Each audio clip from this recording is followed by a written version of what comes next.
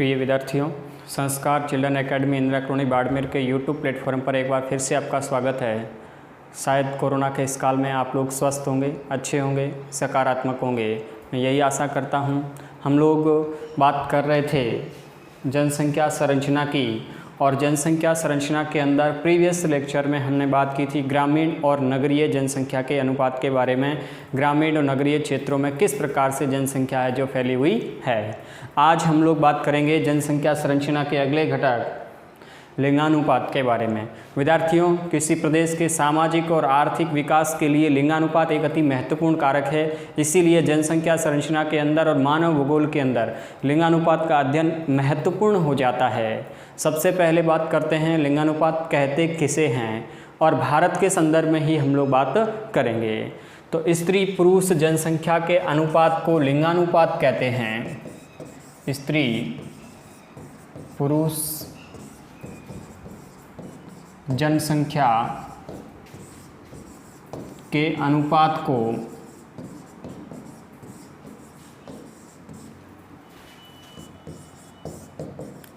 लिंगानुपात कहते हैं।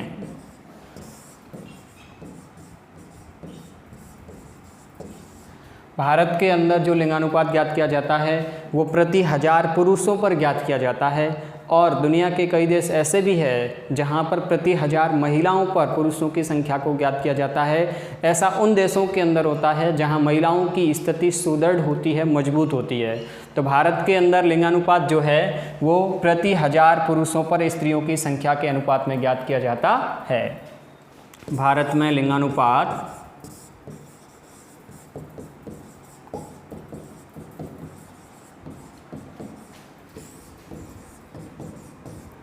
प्रति 1000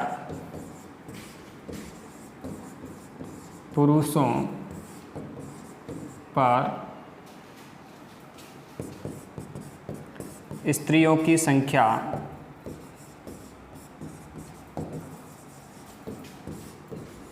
के रूप में ज्ञात किया जाता है।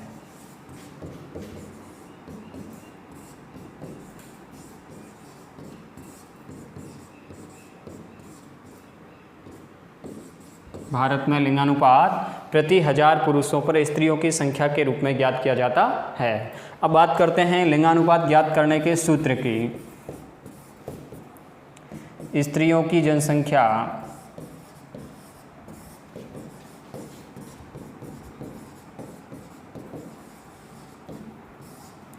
बटे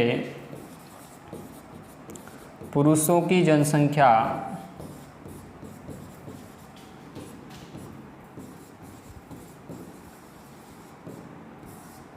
इंटू 1000, यानी प्रति 1000 पुरुषों के ऊपर स्त्रियों की संख्या के अनुपात के रूप में लिंगानुपात को ज्ञात किया जाता है। आज अभी हम बात करेंगे भारत के अंदर लिंगानुपात की स्थिति क्या है, केवल उसके बारे में। विश्व के लिंगानुपात की बात हम लोग यहाँ पर नहीं करेंगे। विश्व का औसत लिंगानुपात जो है वो है 984 व्यक्ति पुरुष, महिलाएं जो है 1000 पुरुषों के ऊपर है। विश्व का औसत लिंगानुपात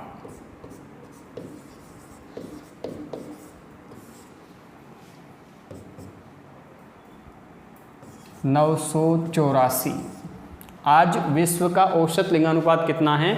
984 है। 984 का मतलब क्या हुआ? 1000 पुरुषों के पीछे महिलाओं की संख्या कितनी है? 984 है। यानी फिर भी 16 का हमें गैप दिखाई देता है, और 16 के गैप से ये जो 16,000 के पीछे 16 महिलाएं कम हैं, ये हमें बताता है कि जनसंख्या के अंदर असंतुलन है। जनसंख्या में किसको प्रकट करता है? असंतुलन को प्रकट करता है। बात करते हैं भारत के अंदर लिंगानुपात की। सारणी देखिए, 1901 की बात करते हैं। 1901 के अंदर भारत में प्रति 1000 पुरुषों पर महिलाओं की संख्या 972 थी।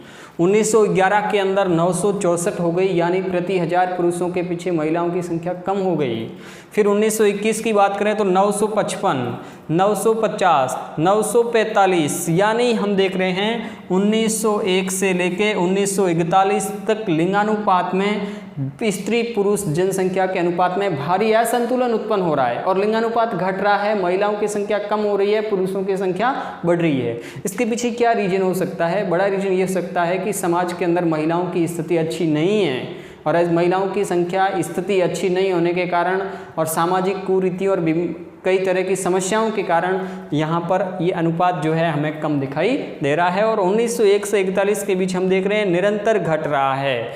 51 के अंदर 1 अंक की वृद्धि हुई 946, फिर हम बात करते हैं 941 वापस घट गया, बहुत कम। फिर देखें 61 की और 71 की बात करें तो 930 हो गया। फिर उससे नीचे जाते हैं तो फिर वापस 4 अंकों की वृद्धि होती है। फिर वापस नीचे जाते हैं 1991 के अंदर, तो 1991 के अंदर हमें दिखता है 927 वापस कम। 2001 के अंदर 933 फिर बढ़ने लगा और अभी जो है 7 अंकों की वृद्धि के साथ 2011 में भारत का लिंगानुपात 940 है। यानी हम देख रहे हैं 1901 से लगातार लिंगानुपात के अंदर कमी हो रही है। और इस कमी का क्या कारण है? महिलाओं की स्थिति सामाजिक दृष्टि से सुदृढ़ नहीं होना, मजबूत नहीं होना, महिलाओं को तवज्जो नहीं देना, महिलाओं के प्रति हिंसा, घरेलू हिंसा, महिलाओं के शिक्षा का अभाव, यानी कई कारण हैं और सामाजिक कुरीतियाँ इनके अंदर विशेष रूप से जिम्मेदार है, जिसकी वजह से हम देख रहे हैं 1901 से लगातार 2001 तक लिंगानुपात घट रहा था। कहीं कहीं 1-2 जगह 2-4 अंक की वृद्धि हुई, लेकिन 2001 से 2011 के बीच यदि हम देखें 2001 के अंदर लिंगानुपात की बात करें तो 2001 में लिंगानुपात कितना 933, और 2011 के लिंगानुपात की बात करें तो 2011 का लिंगानुपात 940, यानी बहुत अच्छा संकेत हमें मिला। स्त्री पुरुष जनसंख्या के अनुपात में जो असंतुलन था वो कम हुआ और कितने अंक की बढ़ोतरी हुई? +7 हुआ। यानी हमारे लिए बहुत अच्छे संकेत है कि 2011 की जनगणना में 2001 की तुलना में स्त्री पुरुष अनुपात में 7 अंकों की वृद्धि हुई। ये हमारे लिए एक बहुत अच्छे संकेत है और इससे हमारी कई समस्याएं जो है उनका समाधान हो सकता है। जनसंख्या के अंदर जो असंतुलन है वो कम होगा धीरे धीरे। तो यहाँ पे 7 अंकों की बढ़ोतरी हुई। अब विश्व के औसत लिंगानुपात की बात करें तो वो है 984, और विश्व के औसत लिंगानुपात की तुलना में भारत का लिंगानुपात कितना है उस पे यदि हम गौर करें तो विश्व के औसत 984 से भारत का लिंगानुपात 940 बहुत कम है, बहुत कम है। यानी विश्व के औसत लिंगानुपात की तुलना में भारत का जो लिंगानुपात है 940 वो बहुत कम है। 984 विश्व का और भारत का 940। इसका मतलब ये हुआ दुनिया के कई देशों के अंदर महिलाओं की स्थिति अच्छी है और उनका औसत भारत की तुलना में बहुत ज़्यादा है, और भारत के अंदर महिलाओं की स्थिति बड़ी दयनीय है और भारत में महिलाओं की स्थिति अच्छी और सुदृढ़ नहीं होने के कारण लिंगानुपात कितना है 940 है। विश्व का 984, भारत का 940 है। अब बात करते हैं भारत के विभिन्न राज्यों के अंदर लिंगानुपात के बारे में। भारत के औसत लिंगानुपात 940 को आधार मानकर विभिन्न राज्यों को 2 भागों के अंदर बांटकर अध्ययन करते हैं। एक औसत लिंगानुपात से अधिक लिंगानुपात वाले राज्य और एक औसत राष्ट्रीय लिंगानुपात से कम लिंगानुपात वाले राज्य। तो भारत का औसत लिंगानुपात कितना है 940 महिलाएं जो है वो 1000 पुरुषों के पीछे है। तो भारत के औसत लिंगानुपात से राष्ट्रीय औसत से अधिक वाले राज्य कौन से हैं और एक राष्ट्रीय औसत से कम वाले राज्य कौन से हैं उनकी बात हम लोग करेंगे। जैसे हम लोग देखते हैं राष्ट्रीय औसत से अधिक लिंगानुपात वाले राज्यों की बात करते हैं तो राष्ट्रीय औसत से अधिक लिंगानुपात वाले राज्यों के अंदर नाम आता है सबसे पहले केरल का और तमिलनाडु, आंध्र प्रदेश, पांडिचेरी, लक्षद्वीप, केंद्र शासित प्रदेशों के अंदर, यानी इनका लिंगानुपात राष्ट्रीय लिंगानुपात से अधिक है। और राष्ट्रीय औसत लिंगानुपात से कम लिंगानुपात वाले राज्यों की यदि बात करें तो राष्ट्रीय औसत 940 से कम लिंगानुपात वाले राज्य है हरियाणा, JNK, जम्मू और कश्मीर, सिक्किम, केंद्र शासित प्रदेशों में दमन दीव, दादर नगर हवेली, चंडीगढ़। अब हमारे सामने स्पष्ट है कि भी 940 से अधिक और 940 से कम, इन राज्यों के अंदर क्या डिफरेंस है? फ़र्क ये है जहाँ पे लिंगानुपात 940 से अधिक है वहाँ महिलाओं की घरेलू हिंसा कम है, सामाजिक कुरीतियाँ कम हैं, सामाजिक कई कुप्रथाएं जो है वहाँ पे विद्यमान नहीं हैं, महिलाओं का समाज में तवज्जो दी जाती है, महिलाओं की शिक्षा का स्तर अच्छा है, इसीलिए लिंगानुपात राष्ट्रीय औसत से उन राज्यों के अंदर अधिक है। और कम होने का कारण कई सामाजिक समस्याएं जो है, कुप्रथाएं, अंधविश्वास और उसके साथ साथ बच्चे को लड़के को लड़की की तुलना में शुभ मानना और भी कई तरह की ऐसी सामाजिक समस्याएं, महिलाओं के प्रति घरेलू हिंसा और शिक्षा का अभाव, ऐसी कई समस्याएं हैं जिनकी वजह से उन राज्यों के अंदर लिंगानुपात औसत से कम है। और ऐसी स्थिति हमें देखने को मिलती है हरियाणा के अंदर, जम्मू कश्मीर के अंदर, सिक्किम, दमन दीव, दादर नगर हवेली और चंडीगढ़, जहाँ पे औसत से हमें कम लिंगानुपात देखने को मिलता है। अब बात करते हैं भारत के अंदर सर्वाधिक लिंगानुपात किस राज्य का है? तो भारत में सर्वाधिक लिंगानुपात वाला राज्य जो है वो है केरल। भारत के अंदर सर्वाधिक लिंगानुपात वाला राज्य कौन सा है? केरल। भारत में सर्वाधिक लिंगानुपात वाला राज्य केरल, और केरल का लिंगानुपात है विद्यार्थियों 1084। राष्ट्रीय औसत कितना है? 940। केरल का कितना है? 1084, यानी राष्ट्रीय औसत से बहुत अधिक है। वहाँ पे महिलाओं की संख्या 84 अधिक है पुरुषों की तुलना में। क्या कारण हो सकता है केरल के अंदर इतना लिंगानुपात अधिक क्यों है? उसके साथ साथ यदि केंद्र शासित प्रदेशों की बात करें तो केंद्र शासित प्रदेशों के अंदर सर्वाधिक लिंगानुपात हमें मिलता है पांडिचेरी के अंदर 1031।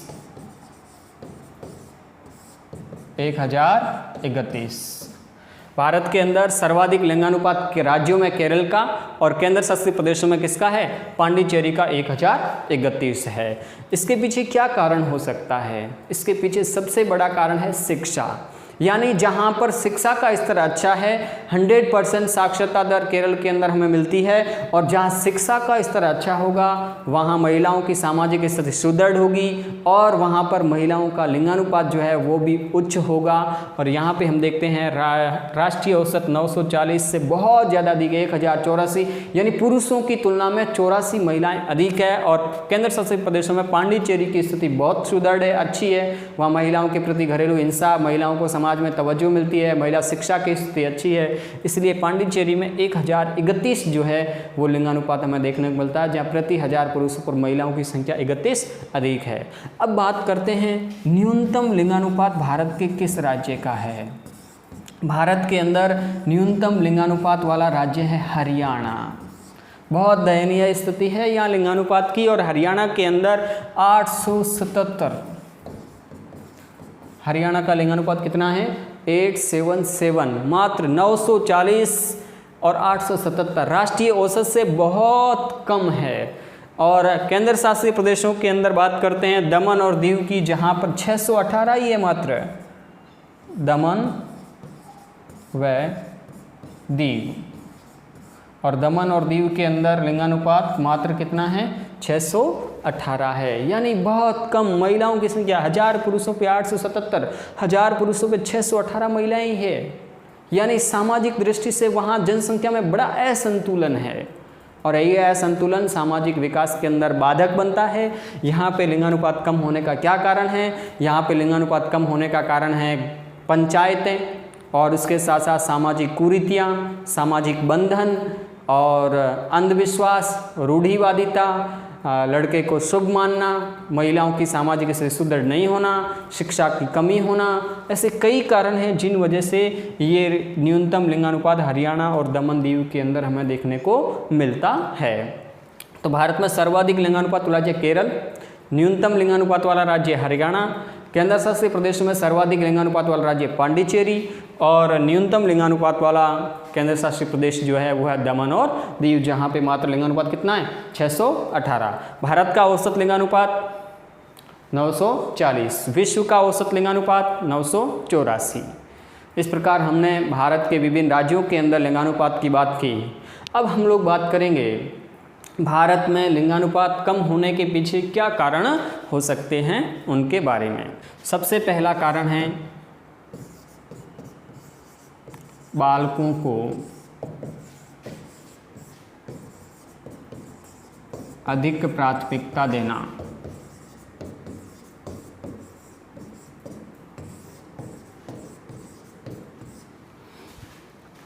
दूसरा कारण बाल विवाह के कारण प्रसव काल में मृत्यु।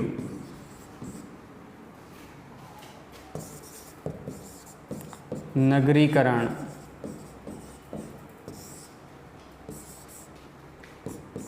स्त्रियों की आर्थिक स्वतंत्रता,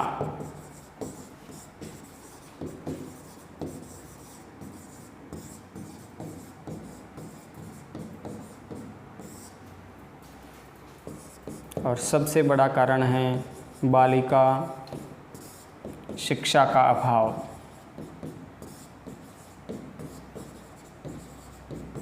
यानी कि भारत के अंदर लिंगानुपात कम होने के कारणों की यदि बात करें तो सबसे पहला कारण है बालकों को अधिक प्राथमिकता देना। दूसरा कारण है बाल विवाह के कारण प्रसव काल में मृत्यु होना। नगरीकरण भी एक कारण माना जाता है। स्त्रियों की आर्थिक स्वतंत्रता और बालिका शिक्षा का अभाव। भारत के अंदर लिंगानुपात कम होने का कारण क्या है? राष्ट्रीय औसत 984, भारत का लिंगानुपात 940। सबसे पहले कारण की बात करते हैं, बालकों को अधिक प्राथमिकता देना। प्राचीन भारतीय समाज और आज भी विशेषकर ग्रामीण भारतीय समाज जहाँ पे अंधविश्वास और रूढ़िवादिता मौजूद है, वहाँ पर लड़कियों की तुलना में लड़कों को, बालिकाओं की तुलना में बालकों को अधिक प्राथमिकता दी जाती है और बालिकाओं को हेय दृष्टि से देखा जाता है। और समाज के अंदर आज़ादी से पहले कई तरह की हमारे कुरीतियाँ और कुप्रथाएं मौजूद थी, जिनकी वजह से भारत के लिंगानुपात के अंदर हम देखते हैं बहुत कमी हुई। और ऐसी कई समस्याएं थी जिनके कारण भारत में महिलाओं को अधिक तवज्जो नहीं दी जाती, सामाजिक स्थिति अच्छी नहीं होती। बालकों को ऐसा माना जाता कि भाई समाज के अंदर वंश परंपरा जो है वो बालक से आगे बढ़ती है, तो इससे महिलाओं को ज़्यादा सम्मान, बालिकाओं को ज़्यादा तवज्जो नहीं दी जाती और इससे भारत में लिंगानुपात कम देखने को मिलता है। दूसरा जो कारण है वो है बाल विवाह के कारण प्रसव काल में मृत्यु। भारत के अंदर एक बहुत बड़ी समस्या है बाल विवाह। वर्तमान में 18 और 21, लड़के की उम्र 18 और लड़के की उम्र 21 जो है वो तय की गई है, जिसके अनुसार शादी की जा सकती है। कम उम्र के अंदर जब बालिका की शादी हो जाती है तो उसके पश्चात जब प्रसव काल के दौरान बच्चे का जन्म होता है तो शारीरिक विकास नहीं होने के कारण और परिपक्वता नहीं होने के कारण माँ की मृत्यु हो जाती है, क्योंकि बाल विवाह के कारण प्रसव काल में शारीरिक परिपक्वता नहीं होती है और जिससे मृत्यु हो जाती है। तो एक भारत में लिंगानुपात कम होने का ये भी कारण माना जाता है और बहुत बड़ा कारण है बाल विवाह। तीसरा जो कारण है वो है नगरीकरण। भारत के अंदर ज़्यादातर हम लोग देखते हैं नगरीय क्षेत्रों के अंदर काम धंधे के लिए, रोजगार के लिए पुरुषों का गमन ज़्यादा होता है। तो नगरीय क्षेत्रों में पुरुषों का गमन ज़्यादा होने के कारण ग्रामीण क्षेत्रों में महिलाओं की संख्या अधिक और नगरीय क्षेत्रों में पुरुषों की संख्या अधिक हो जाती है, जिससे भारत के अंदर जनसंख्या में एक असंतुलन उत्पन्न हो जाता है। ग्रामीण क्षेत्रों में महिलाओं की संख्या अधिक हो जाती है और नगरीय क्षेत्रों में पुरुषों की संख्या अधिक हो जाती है, क्योंकि भारत में काम धंधे के लिए केवल ये माना जाता है कि पुरुष ही काम कर सकते हैं, रोजगार के लिए नगरों की ओर गमन कर सकते हैं। कई सामाजिक बाधाओं के कारण महिलाएं रोजगार के लिए नगरों की ओर गमन नहीं कर पाती है। अगला कारण है वो है स्त्रियों की आर्थिक स्वतंत्रता। भारत के अंदर विशेषकर ग्रामीण समाज और शहरी समाजों में भी देखने को मिलता है। महिलाएं अपने भरण पोषण के लिए पूरी तरह परिवार के अंदर पति पर निर्भर रहती है। भारत के अंदर महिलाएं स्वयं रोजगार नहीं करती और आर्थिक रूप से पति पर निर्भरता के कारण सामाजिक दृष्टि से देखा जाए तो महिलाएं मानसिक दृष्टि से मजबूत नहीं हो पाती है, मानसिक रूप से कमज़ोर हो जाती है, क्योंकि वो खुद प्रतंत्र हो जाती है, अपने भरण पोषण के लिए, पालन पोषण के लिए किसी अन्य व्यक्ति पर निर्भर हो जाती है, जिससे भी भारत में लिंगानुपात है जो कम है। और फिर है बालिका शिक्षा का अभाव। आज भी भारत के अंदर हरियाणा में जैसे हमने देखा सबसे कम लिंगानुपात है। कारण क्या है? बालिका शिक्षा का अभाव। आज भी भारत के अंदर सुदूर ग्रामीण क्षेत्रों के अंदर जहाँ अंधविश्वास और रूढ़िवादी परंपराओं के कारण महिलाओं को शिक्षा नहीं दिलाई जाती, आज भी कई क्षेत्रों में ऐसा देखने को मिलता है, महिलाओं को शिक्षा नहीं दिलाई जाती, उनको केवल और केवल चूल्हे चौके तक सीमित रखा जाता है। घर के काम, चूल्हा चौका और रसोई का काम ही उनको सुपुर्द किया जाता है। शिक्षा केवल पुरुषों को, लड़कों को दिलाई जाती है, और वो भी अच्छी गुणवत्ता युक्त। महिलाओं को शिक्षा का अभाव होने के कारण भी भारत के अंदर लिंगानुपात हमें कम देखने को मिलता है। ये कारण थे जिनकी वजह से हमने देखा कि भारत के अंदर लिंगानुपात है जो बहुत कम है। इस तरह से आज का लेसन हमारा यहीं समाप्त हुआ। थैंक्स फॉर वॉचिंग संस्कार चिल्ड्रन एकेडमी।